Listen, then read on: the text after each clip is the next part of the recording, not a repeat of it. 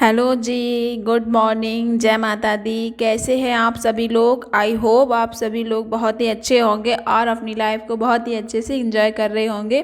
तो स्वागत है आप सभी का मेरे एक और नए ब्लॉग में। तो मैं हूं प्रिया और फिर से एक बार स्वागत करती हूं आप सभी का। तो सुबह के बज रहे हैं 9 करीब। तो सुबह का जो काम था वो सारा ख़त्म हो चुका था, खाना पीना का। और पापा जी चले गए थे अपनी ड्यूटी पे, टिफ़िन वगैरह लगा के उनको दे दिया था, वो तो चले गए थे। फिर ना बर्तन वगैरह सारे ही धुल के, तो आज मुझे ना ये जो कुठला है ना उसको खाली करना था। तो इन्होंने मतलब निकलवा दिए थे इसको पकड़ के नीचे, और वो अपने काम पे चले गए। तो उन्हें भी कुछ काम था बाहर काम करने के लिए, तो मैं लग गई थी इनको भरने के लिए। खाली कर रही हूँ क्योंकि अब इसमें भरे जाएंगे धान। गेहूँ थोड़े ही थे, बस 2 बाल्टी निकले थे। तो 2-4 दिन में इसका दलिया के लिए, पीसने के लिए डलाएंगे चक्की पे, भैंस के लिए हो जाएंगे। तो ये अभी भर दिए इसमें, और धान कटाए हैं तो वो सूख रहे हैं, बाहर सूख जाएंगे तो फिर उसको ही इसमें भर दिया जाएगा। इसलिए इसको मैंने खाली कर दिया था, अच्छे से पूरा साफ किया था। साफ अच्छे से क्या, पूरा मतलब गेहूँ सारे ही निकाल लिए थे इसके और भर दिए थे बाल्टियों में। तो आप लोगों के इधर इस टाइम क्या हो रहा है? धान की कटाई वगैरह हुई है या नहीं हुई है, वो ज़रूर बताना। मेरी तो हो चुकी है यहाँ पे। मतलब अलग अलग बीज होता है ना, तो कुछ हो गई हैं जो जल्दी पक जाते हैं, और जो लेट होते हैं वो अभी रह गए हैं। वैसे आज गोवर्धन पूजा भी है और कल दूज है, तो आज ना आप गोवर्धन भी बनाने हैं। वैसे मम्मी ही बनाएंगी। तो आप सभी को गोवर्धन पूजा की भी हार्दिक शुभकामनाएं। तो फटाफट से गेहूँ वाला काम तो ख़त्म हो गया था, फिर ना झाड़ू वगैरह लग चुकी थी एक बार, बट अब गेहूँ भरे तो मिट्टी मिट्टी सी हो गई थी, तो वो भी मैंने साफ़ किया। और सारे ही ये कुठले वगैरह पे गीला कपड़ा फेरा पन्नियों पे, क्योंकि मिट्टी एकदम से छा जाती है। तो मैंने कहा साफ़ ही कर दूं फटाफट। फिर मैंने इनको ही साफ़ करने में लग गई थी मैं। धूल मिट्टी होती है, गेहूँ जितनी भी बार निकालो इसमें से थोड़ी बहुत तो हो ही जाती है। तो इधर मम्मी लगी हुई थी अपने काम में, वही गोधन बनाने का काम हो रहा था उनका। हमारे यहाँ ऐसे ही बनते हैं, छोटे छोटे 5 बनते हैं। आप लोगों के यहाँ कैसे बनते हैं? सबके यहाँ अलग अलग बन, कोई के यहाँ तो पूरा बड़ा सा मतलब गोधन जी बन जाते हैं, भगवान जी के रूप में, कहना जी के रूप में बनते हैं। ये देखिए कुछ इस तरह से बने हैं। और फिर मैंने इनमें लगा दिए थे मोर पंख भी, क्योंकि मोर पंख या सीख लगाई जाती हैं जो झाड़ू की, मतलब यूज़ हुई नहीं, जो नहीं आती है ना उसकी। हमारे यहाँ तो यहाँ निकल ही आती है, जो मूंज होती है उसमें से निकाल ली जाती है, लगा दी जाती है। बट मोर पंख थे तो वो लगा दिए। तो कोई भी चीज़ लगा सकते हैं, वो लगा या मोर पंख। और यार सबसे बड़ी बात, मेरे बाल, मैं इनसे बहुत परेशान हूँ सच में, क्योंकि ये इतने झड़ते कि मुझे रोना आ जाता है देख के। पता नहीं क्यों इतने सारे बाल झड़ रहे हैं। मतलब मैं जितनी भी बाल धुलती हूँ, कंघी करती हूँ, इतने ही बाल टूटते हैं। दुख नहीं होगा यार, क्या करूँ समझ में नहीं आ रहा है। कोई कुछ बता दो मुझे, जिससे मुझे इसका सॉल्यूशन मिल जाए, मैं उसको यूज़ करूँ और मतलब मेरे बाल कम हो जाए गिरना। बहुत गिरते हैं सच में, मुझे समझ में नहीं आता मैं क्या करूं क्या नहीं। बाल की लेंथ ठीक है लेकिन बहुत ज़्यादा पतले हैं, क्योंकि इतने झड़ ही रहे हैं, पतले होते जा रहे हैं बाल।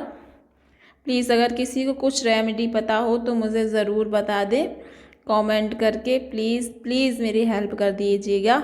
आप सभी को मेरी बहुत दुआ लगेगी जो बताएगा सच में, क्योंकि मुझे बहुत ज़रूरत है किसी अच्छी सी रेमेडी की बालों के लिए। क्योंकि मुझे लंबे बाल बहुत पसंद है, मैं काटती भी नहीं हूँ इस वजह से अपने बाल ज़्यादा, क्योंकि वो छोटे हो जाएंगे।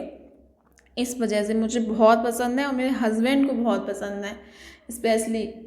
तो मैं बिल्कुल भी नहीं काटना चाहती बाल। मैं सोचती हूँ लेंथ बनी रहे और थोड़े मतलब गिरना कम हो जाए तो सही हो जाएंगे बाल खुद ही। जब इतने झड़ेंगे तो सही होंगे कहाँ से। फिर मैं आ गई थी इधर, बिट्टू खेल रही थी और ये सारा ही टैप इनने उधेड़ के रख दिया था। फिर मैंने इसको अच्छे से ना समेट के रख दिया। फिर करने लगे हम लोग बिट्टू के साथ मस्ती, क्योंकि बिट्टू हो रही थी बहुत परेशान, कह रही थी मैं बाहर चली जाऊँगी। तो मैंने कहा बाहर मत जाओ, मैं खेलूँगी तुम्हारे साथ। फिर हम लोग आराम से यहाँ लेट के खेलते रहे। वो बार बार मुझे बता रही थी मम्मी मेरे साथ ऐसे करो, ऐसे गले लगो। फिर ऐसे ही वो मतलब अपना एक नया ही वो खोजती है कि क्या करो क्या नहीं। बस ये हम लोगों की हंसी मजाक चल रही थी, बातें माँ बेटी की प्रेम भरी, अकेले में शांति से सुकून में। ये जो पल है ना बचपन बच्चों का, इतना एंजॉय करना है ना बच्चों के साथ कर लो, क्योंकि बाद में बच्चों को हम लोगों को टाइम एक बार मिल भी जाएगा, लेकिन बच्चों को टाइम नहीं मिलेगा। वो इतने बिज़ी हो जाएंगे अपनी पढ़ाई लिखाई में कि उनके पास हमारे लिए टाइम नहीं होगा। आज हमारे लिए उनके लिए हमारे पास उनके लिए टाइम नहीं है, और कल उनके पास हमारे लिए टाइम नहीं होगा सच में। फिर जो दीपावली वाली रखी हुई थी खील है, वो मुझे बहुत पसंद है और बिट्टू को भी, तो हम वही ले आए थे। खाई पी हमने आराम से, और फिर हम सो गए थे। सो के उठे थे, फिर हम ये मतलब शाम का शूट कर रही हूँ अब इस टाइम पे। बना रही हूँ मैं शाम की सब्जी थे तोरई की, तोरई भी लगी हुई थी हमारे यहाँ पे, वही तो वही काट के बना रही हूँ। और ये है रौसा, जो हरा रौसा होता है ना, वही था मेरे यहाँ, तो वो सूख गया था, तो इसमें से इतनी रौसा की ये दाल निकल आई। मान लो सूखा हुआ रौसा, इसको दाल की तरह ही बना सकते हैं। तो बस एक बार की हमारी दाल हो जाएगी, 2 बार के लिए नहीं हो पाएगी, 1 बार के लिए हो जाएगी। इधर मैंने छोक दी थी अपनी तोरई की सब्जी। तोरई मतलब अच्छी लगती है घर वाली, बहुत ही सिंपल सी बनाने ना, फिर भी अच्छी लगती। पानी आनी बिल्कुल नहीं डालते हैं उसमें, इतना हो ही जाता है, खुद ही अच्छे से पक जाए तो बहुत अच्छी लगती हैं। इधर फिर मैं आई थी छत पे अपनी, की मैंने शाम वाली पूजा। और बिट्टू तो बस मुझे छत पे देख ले, वो कहीं भी हो तुरंत आ जाती है। फिर उसने भी की पूजा, कह रही मैं भी करूँगी।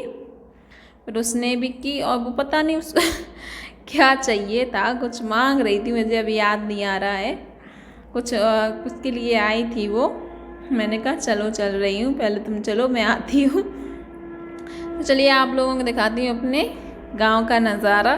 कुछ इस तरह का व्यू आ रहा है हमारे गांव का, ये देख सकते हैं हम। आज आपको दिखाती हूँ अपना बाहर का, सामने का, घर के सामने ये बंधी हुई है हमारी भैंसें 2, देख सकते हैं। ये हमारा बाहर का है, जो चौतरा बोलते हैं वो। इस तरह का व्यू आता है कुछ हमारे यहाँ का, देख सकते हैं आप लोग। और ये जो आपको सामने दिख रहा है चिमनी, ये है प्लांट, पाता प्लांट, हमारे यहाँ पास में ही है।